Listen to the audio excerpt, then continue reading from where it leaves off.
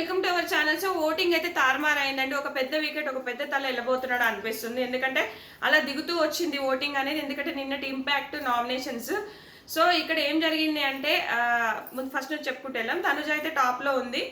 So తనుజకి ఏంటంటే నిన్న Ayesha target చేసింది. కానీ అయేషా చెప్పిన మాటలు ఏంటి, తనుజకి అరుస్తున్నావు, ఏడుస్తున్నావు, బాండింగ్ ఉంది, నానా బాండింగ్ ఉంది, దీంతో సర్వైవ్ అవుతున్నావు, ఇదంతా యాక్టింగ్, ఇదంతా ఫేక్, ఇది సీరియల్స్ స్టార్మా సీరియల్స్ చాలా ఉన్నాయని చెప్తుంది. సో కానీ ఇదే అయేషా కూడా చేసింది. 1 డేలోనే ఏడ్చింది, గౌరవ్ దగ్గర బాల్ తీసేసుకుంది, ఎమోషనల్ చేసింది. మనం ఏం మాట్లాడుకున్నామా, మనం అందరూ ఒక్కొక్కరికి రావాలనుకున్నాం కదా అని చెప్పేస్తే గౌరవ్ బాల్ గెలుచుకున్నోడు తనకి ఇచ్చేస్తాడు. సో అదన్నమాట. అంటే నువ్వు ఇక్కడ కూడా ఎమోషనల్ బ్లాక్మెయిల్ చేస్తావు, నువ్వు కూడా చిన్న బాండింగ్ పెట్టుకున్నావు కాబట్టి నీకు బాల్ వచ్చింది కదా. సో అక్కడ నువ్వు చెప్పిన దానికి ఇక్కడ లేనే లేదు. నువ్వు బాండ్స్ని కట్ చేస్తాను అదేమీ లేదు. సో తనుజాకు ముందు నుంచి ఫ్రీ ఎగ్జిస్టింగ్ ఫాలోయింగ్ ఉంది, టాప్లో ఉంది. అలాగే సెకండ్ ప్లేస్ వచ్చేసి మనకి సుమన్ శెట్టి గారు.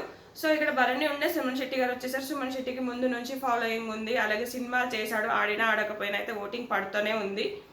థర్డ్ ప్లేస్ వచ్చేసి డీమాన్ ఉన్నాడు. డీమాన్ ఏంటంటే తన ఫ్రెండ్స్ ఎవరు లేరు కాబట్టి ఆ ఓటింగ్ పడుతుంది. కానీ డీమాన్ మంచిగా ఆడతాడు, ఫిజికల్ ఎఫర్ట్స్ పెడతాడు మంచిగా. అంటే ఎవరు ఏదన్నా కూడా ఎక్కువ మాట్లాడాడు, ఎక్కువ డ్రాగ్ చేయడు, ఎక్కువ ఏదన్నాడు, బుర్రలేదన్నా కూడా సైలెంట్గా వెళ్ళిపోయాడు తప్ప, బాధపడ్డాడు తప్ప ఏమి అన్నాడు. మంచి పర్సన్ అబ్బా.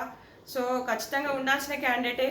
ఎందుకంటే ఇప్పుడు గౌరవ్ గుప్తా అలాగే నిఖిల్ నాయర్ పోటీ డీమాన్ కాబట్టి వీళ్ళు ఎలా ఆడతారో ఫిజికల్ టాస్క్ వస్తే చూడాలని ఉంది కాబట్టి ఈ అబ్బాయి ఉండాల్సిన పర్సన్. ఇదనమాట మ్యాటర్. సో ఫోర్త్ ప్లేస్ వచ్చేసి మనకి ఎవరబ్బా, భరణి గారు. ఓటింగ్ తగ్గింది. ఎందుకు చెప్పనా, నిన్న సంజన ఏమన్నది, మీరు అప్పుడు గూండాలాగా మమ్మల్ని అయితే దించేశారు పైనుంచి ఆ బెడ్ టాస్క్లో అన్నదానికి, హ్యూమానిటీ లేదు అన్నదానికి భరణి గారు చాలా ఎగబడ్డారబ్బా.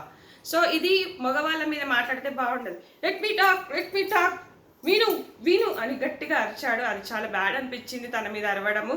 ఎందుకంటే ఆ దివ్య వచ్చినప్పటి నుంచి వీళ్ళని కేర్ చేయట్లేదు. ఈమె ఎన్నిసార్లు వెళ్ళి సారీ చెప్పినా కూడా మాట్లాడట్లేదు. చాలా విషయాలు జరిగాయి.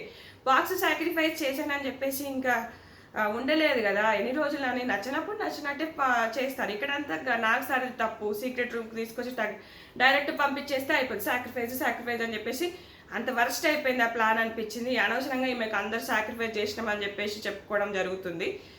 సో ఫోర్త్ ప్లేస్ వచ్చేసి అది దివ్య. Fifth place. సో దివ్యకి ఎలిమినేషన్ భయం పట్టుకుంది, ఏడుస్తూనే ఉంది.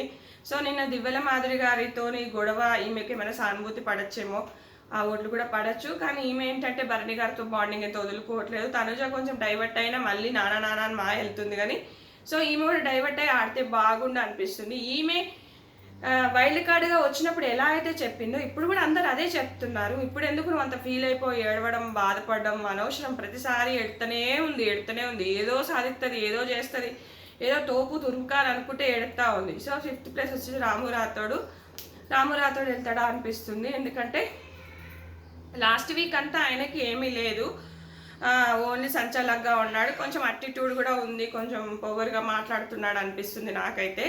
బట్ ఏంటంటే అలా మాట్లాడితేనే ఆయన ఉంటాడు. ఎందుకంటే చిన్నగా ఉన్నాడు కాబట్టి తీసి పారేయచ్చు. సో ఆయనకి ఆట ఆడే ఛాన్స్ రాలేదు కాబట్టి మేబీ ఓటింగ్ అయితే తక్కువ ఉంది. ఈ రోజుకైతే రాము రాథోడ్ వెళ్ళిపోతాడా అనిపిస్తుంది. లీస్ట్లో భరణి, దివ్య, రాము ఎవరైనా వెళ్ళిపోవచ్చు, చెప్పలేము. మరి అంటే భరణి గారు వెళ్ళలే, దివ్య, రాము రాథోడ్ ఎవరైనా వెళ్ళొచ్చు అనిపిస్తుంది. నచ్చితే ఖచ్చితంగా లైక్ చేయండి. అలాగే ఇన్స్టాలో స్టోరీస్ పెడుతూనే ఉంటాను, వీడియోస్ వస్తూనే ఉంటాయి, ఖచ్చితంగా ఫాలో అవ్వండి. Thanks friends.